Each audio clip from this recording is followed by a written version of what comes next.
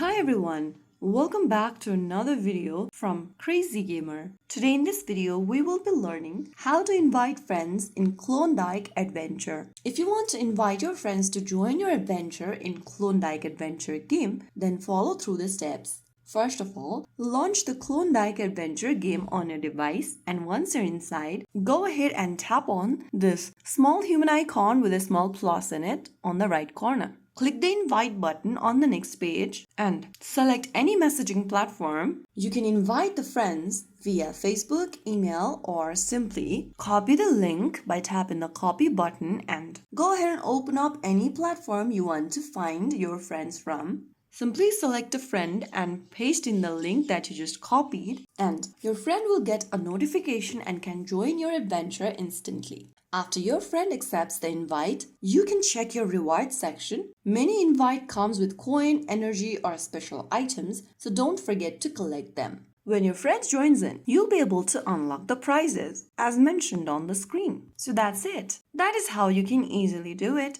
If you found the video helpful, don't forget to like, share, and subscribe to our channel. I will be back again in the next video. Thank you for watching.